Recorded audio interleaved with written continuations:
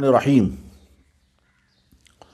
हज़रात, एक इंसान दूसरों के लिए रहमत भी बन सकता है और एक इंसान दूसरों के लिए लानत और मुसीबत भी बन सकता है। जब इंसान दूसरों के लिए रहमत बनता है तो दूसरों के अच्छे जज्बात, अच्छी ख्वाहिशात और अच्छी दुआओं का ये मुस्तहिक तो बनता ही है, ये अल्लाह के रहमत का मुस्तहिक भी बनता है।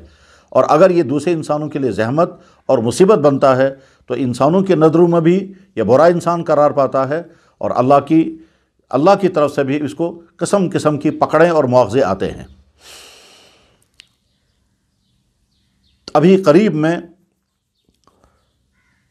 दूसरे इंसानों के लिए रहमत बनने के वाक़यात में से एक वाक़या पढ़ने का मौका मिला और एक वाक़या ख़ुद उस इंसान से मिल करके उसकी ज़ुबान से सुनने का मौका मिला। हमारे लिए ये नमूना बन जाए, इसी गरज के लिए मैं वाक़या अर्ज़ कर देता हूँ। पहला वाक़या जो मैंने पढ़ा है उसका रेफरेंस इस तरह से है कि अलीगढ़ मुस्लिम यूनिवर्सिटी से तहज़ीबुल अखलाक नाम की मैगज़ीन तवील अरसे से निकल रही है, बल्कि अलीगढ़ यूनिवर्सिटी के बानी सर सैयद अहमद ख़ान के ज़माने से तहज़ीबुल अखलाक नाम की मैगज़ीन अलीगढ़ यूनिवर्सिटी से निकल रही है और आज भी वो मैगज़ीन मंथली निकलती रहती है। ये रिसाला आजकल उसके एडिटर मौलाना सऊद आलम कासमी हैं और कभी कभी मुझ तक वो रिसाला पहुंचता है तो मैंने उस रिसाले में एक बहुत ही मुहक्किक किस्म के प्रोफेसर अतर साहब हैं, वो दुनिया में अजीब अजीब वाक़यात मुंतखब करके रिसाले का एक कॉलम लिखते हैं। उसमें उन्होंने लिखा कि बरतानिया में ग़ालिबन 1920 या 1925 में एक मेडिकल कॉलेज के डॉक्टरों की नई टीम तैयार हो गई। अब उनको फील्ड में काम करने के लिए निकलना है तो उनको मेडिकल कॉलेज से रुखसत करने के लिए मेडिकल कॉलेज के प्रिंसिपल साहब ने एक मुख्तसर सी अलविदाई मजलिस मुनक़्क़िद की और उन तलबा से कहा कि हम कोशिश करेंगे कि बरतानिया के उस वक्त के जो वज़ीर-ए-आज़म रहे होंगे उनको भी उस मजलिस में मदऊ करें। बहरहाल उन्होंने उस ज़माने के वज़ीर-ए-आज़म साहब से टाइम ले लिया और वो मजलिस हुई जिसमें बच्चों को अलविदा करना था और उनको कुछ नसीहतें करनी थी। ये जो प्रिंसिपल साहब जो डॉक्टर थे उन्होंने उन जूनियर डॉक्टरों को जब रुखसत होने वाले थे उनसे कहा कि मैं ज़्यादा लंबी बात नहीं करूँगा, मैं तुम्हें मुख्तसर सा वाक़या सुनाता हूँ जो ख़ुद मेरी ज़िंदगी का वाक़या है। चुनांचे उन्होंने PM साहब बैठे हुए हैं, चुनांचे उन्होंने वाक़या बयान करना शुरू किया कि जब मैं मेडिकल कॉलेज से निकल गया था, निकल कर बारिग हो चुका था और अब मैं प्रैक्टिस कर रहा था या प्रैक्टिस करने वाला था तो लंदन की सख्त ठंडी रात में एक दफ़ा मैं अपने घर में रात को सोया हुआ था। रात के आधी रात के करीब किसी ने मुझे आवाज़ दी और दरवाज़ा खटखटाया तो पहले तो मुझे दिल में ख़्याल आया कि आधी रात का वक्त है और सर्दी है, मुझे नहीं उठना चाहिए। फिर ख़्याल आया कि मैं अब डॉक्टर बन गया हूँ और मुझे लोगों के लिए रहमत बनना है, लिहाजा किसी भी वक्त पेशेंट मेरे पास आ सकते हैं, मुझे इनकार नहीं करना चाहिए और हो सकता है ये इस वक्त आधी रात के वक्त आने वाला कोई बहुत ज़्यादा मजबूर हो। चुनांचे कहते हैं कि मैं उठा, दरवाज़ा खोला तो मैंने देखा कि एक खातून जो बूढ़ी खातून है वो कपकपा रही है और कहती है कि डॉक्टर मेरा बेटा जो है वो बुखार में तप रहा है, तुम मेहरबानी करो इस वक्त उसको देखने के लिए आओ। ये कहते हैं कि मैं उस बुढ़िया के साथ निकला और लंदन के दूर जा कर के किसी मुज़ाफ़ाती गाँव में पहुँचा और वहाँ देखा उसका बेटा जो है वो बुखार में तड़प रहा है, वो कपकपा रहा है।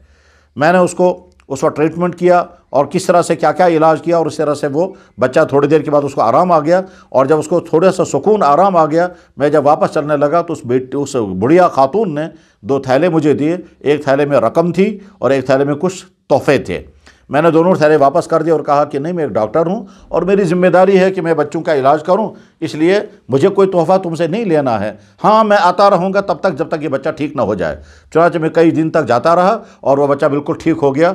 तो ये डॉक्टर जूनियर डॉक्टरों को अपना वाक़या सुना करके अब ये कहना चाहता है कि आपको भी अपनी अगली ज़िंदगी इसी तरह से गुजारनी चाहिए और पेशेंटों के साथ आपका मामला यही शफ़क़त और मोहब्बत का होना चाहिए। बस यही उसका मैसेज था।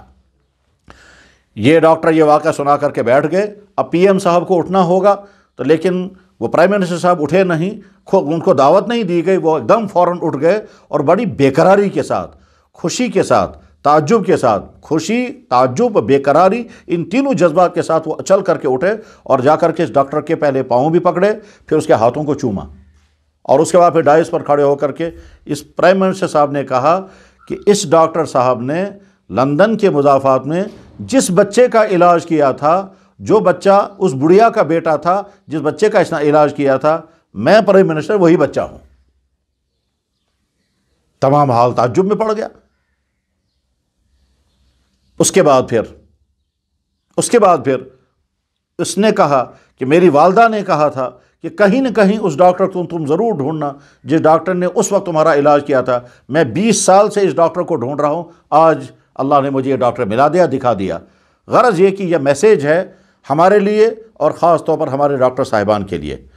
बराह रास्त जो वाक़या मैंने सुना वो ये कि वो डॉक्टर जो बहुत बड़े डॉक्टर हैं और अभी ज़िंदा हैं, अभी हाल हयात में हैं, उन्होंने ख़ुद मुझे अपना वाक़या सुनाया कि मैं एक मरतबा हॉस्पिटल में था, एक ख़ातून आई, उसके साथ उसकी 5-7 साल की बेटी थी।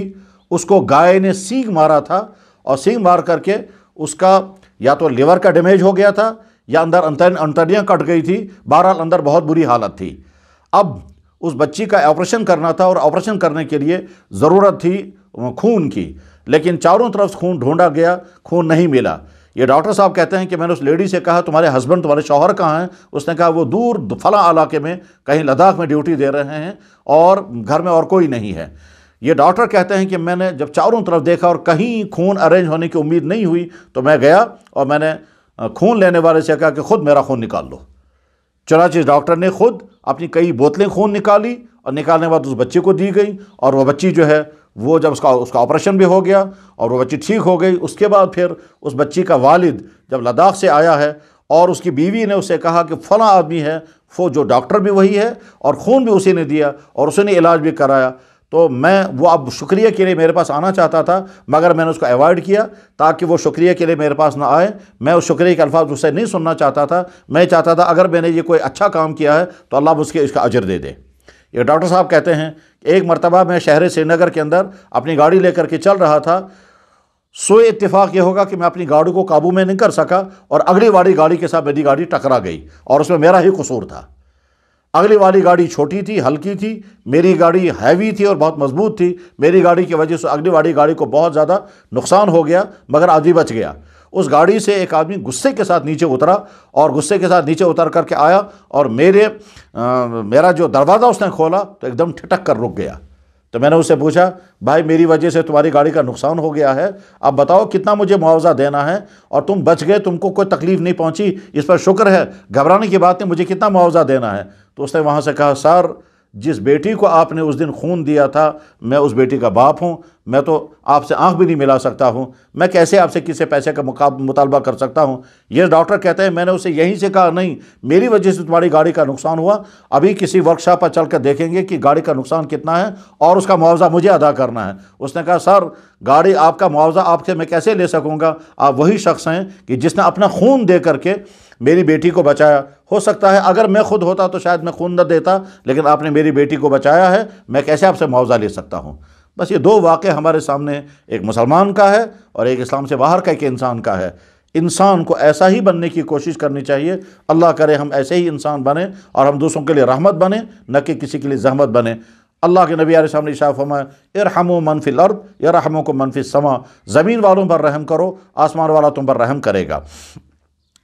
हम अपने घरों में, अपने दफ्तरों में, अपने बाज़ारों में, अपने स्कूलों दफ्तर और कॉलेजों में दूसरों के साथ जीते हैं, जीना ही होगा। हम दूसरों के लिए रहमत ना बने, हम रहमत ही रहमत बने, हम दूसरों के लिए जहमत ना बने। यही अल्लाह का पैगाम है, यही अल्लाह के नबी का पैगाम है, यही इस्लाम का पैगाम है। अल्लाह करे हम ऐसे ही बने। व आखिरु दावाना अनिल हम्दुलिल्लाहि रब्बिल आलमीन बिरहमतिका या अरहमर राहिमीन।